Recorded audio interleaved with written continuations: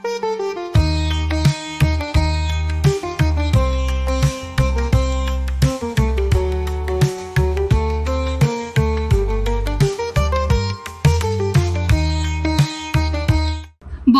बादशाह शाहरुख खानची मुलगी सुहाना खान सध्या मोठ्या वादात अडकली आहे। रायगड जिल्ह्यातील अलिबाग तालुक्यातील थळ येथे तिने 1 जून 2023 रोजी 1.5 एकर जमीन तब्बल 12,91,00,000 रुपयांना खरेदी केली होती। या जमिनीवर 2000हून अधिक चौरस फूट बांधकाम सुद्धा आहे, पण ही जमीन सरकारी असून विक्रीसाठी जिल्हाधिकाऱ्यांची परवानगी आवश्यक होती। मात्र कोणतीही परवानगी न घेता हा व्यवहार झाल्याचा गंभीर आरोप करण्यात आला आहे। सामाजिक कार्यकर्ते आणि वकील अॅडव्होकेट विवेक ठाकूर यांनी 2 वर्षांच्या पाठपुराव्यानंतर शासनाकडे याबाबत रीतसर तक्रार दाखल केली।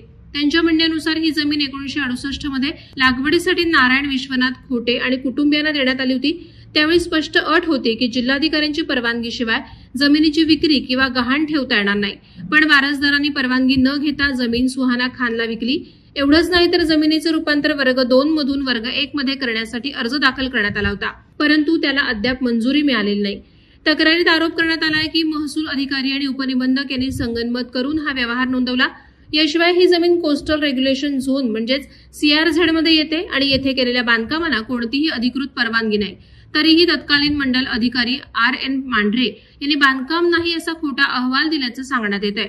अॅडव्होकेट ठाकूर यांनी सरकारकडे मागणी केली आहे की हा करार रद्द करून जमीन ताब्यात घ्यावी, दोषींवर गुन्हे दाखल करावेत आणि शासनाचा महसूल वाचवावा।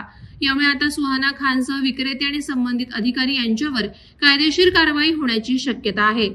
वादळवारा लाईव्हसाठी न्यूज ब्युरो अलिबाग। नवी मुंबई व रायगड जिल्ह्यातील ताज्या बातम्या आणि घडामोडींसाठी सबस्क्राईब करा वादळवारा लाईव्ह चॅनल आणि दाबा बेल आयकॉन।